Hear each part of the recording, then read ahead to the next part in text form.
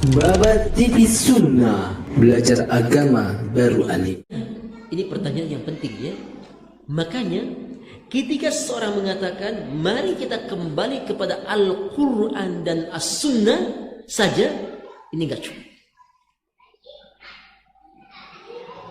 Maka yang benar bukan kita kembali kepada Al-Quran dan As-Sunnah kemudian titik ketika itu, bukan ya. Tapi kita kembali kepada Al-Quran dan As-Sunnah. Iya, tapi menurut pemahaman siapa? Karena orang Syiah pakai dalil Al-Quran dan juga Sunnah.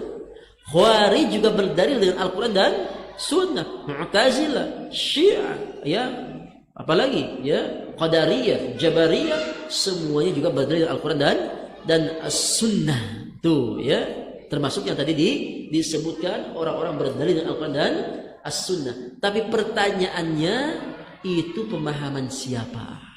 Tuh. Maka tatkala orang mengatakan kuntum khairu ummatin ukhrijat linnas, ini dalil kita khuruj katanya. Kemudian dia bagi-bagi pula waktunya gitu kan? Ya, ada yang 3 hari pertama ada termennya gitu kan? Ada yang ya seminggu, ada yang sebulan, ada yang 40 hari, ada yang 4 bulan, subhanallah ya, sampai seperti itu. Walaupun anaknya harus dia terlantarkan di rumahnya dengan dalil apa? Ini sedang khuruj fi sabilillah. Tapi enggak jadi masalah. Cuma tinggal tanyakan itu pemahamannya siapa? Kalau itu pemahamannya sahabat-sahabat yang mana? Kalau itu pemahamannya ulama madhab yang mana? Ya, makanya ujung-ujungnya ini pemahaman ulama kami. Nah, ulama itu siapa namanya gitu kan?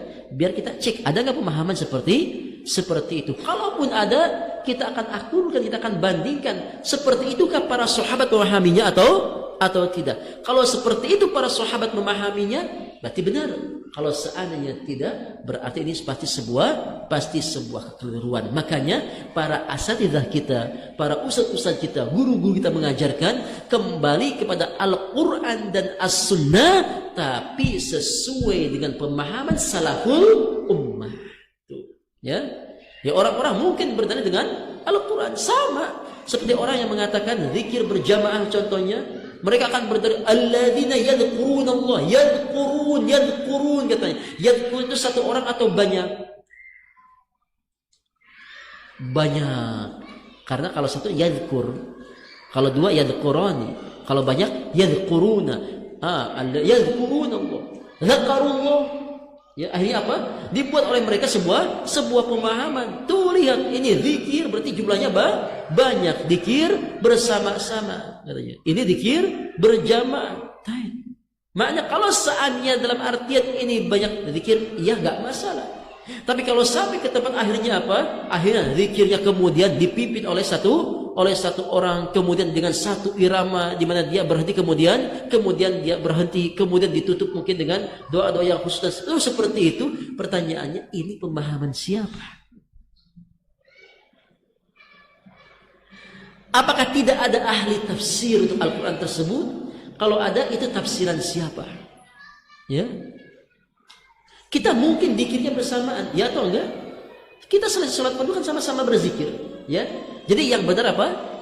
Sama-sama berzikir, bukan zikir bersama-sama yang dipimpin dengan satu irama. Masya Allah ya. La ilaha illallah semuanya. La ilaha illallah. Tapi gak jadi masalah. Ini pemahamannya siapa? Karena dulu di masa-masa awal ada yang melakukannya langsung diingkari oleh Abu Musa al-Ash'ari radhiyallahu taala anhu. Itu orang-orang ya, mereka mengatakan dirinya Asy'ariyah tapi zikir berjamaah ya. Abu Musa al-Ash'ari yang merupakan kakeknya daripada Abu Hasan al-Ash'ari mengingkarinya. Tapi ketika itu Abu Hasan al-Ash'ari tidak mengingkari langsung, tapi datang meminta fatwa kepada Abdullah ibn Mas'ud radhiyallahu taala anhu karena dia melihat Abdullah ibn Mas'ud lebih berkompeten. Ingat ya, makanya kita harus paham. Sekalipun kita ahli ilmu, tahu kalau di dalam masih banyak guru-guru kita, mendingan diam. Ya, karena sebagian orang subhanallah ya, oh mungkin gurunya lagi sibuk gitu kan, akhirnya apa? Biar saya mewakili menjawab guru. Wah, Masya Allah ya. Kalau jawabannya benar, kalau salah, itu subhanallah gitu kan. Akhirnya apa? Datang Abdullah ibn Mas'ud radhiyallahu taala anhu, kemudian melihat ada halaqah-halaqah, lingkaran-lingkaran di masjid ketika itu. Ya, apa katanya? Halilu mi'ah, bertahlil mi'ah, 100 kali. La ilaha illallah, la ilaha illallah, 100 kali. Kemudian apa kata Abdullah ibn Mas'ud? Tuh lihat katanya. Ya,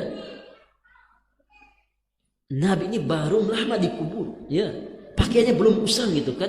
Mungkin jasadnya belum rusak katanya. Apa yang kalian perbuat? Ini kan kalau ahli bidah kan pintar kan? Ya, niatnya baik kan gitu. Apa salahnya? Niat kami baik, dilarang-larang, ibadah dilarang. Tuh yang mabuk-mabukan dilarang katanya. Subhanallah ya. Makanya antum harus tahu ya bahwasannya syaitan lebih mencintai ahli bid'ah ya, melebihi daripada ahli maksiat. Tuh bayangkan.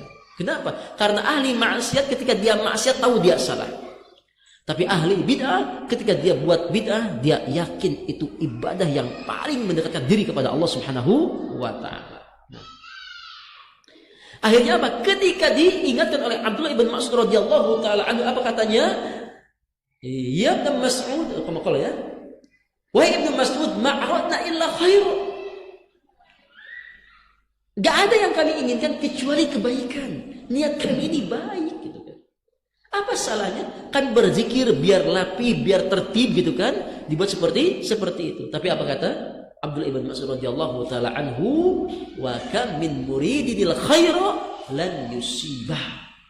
Ya, berapa banyak orang yang ya ibadah dengan niat yang baik tapi tidak diterima, tidak benar. Gitu kan?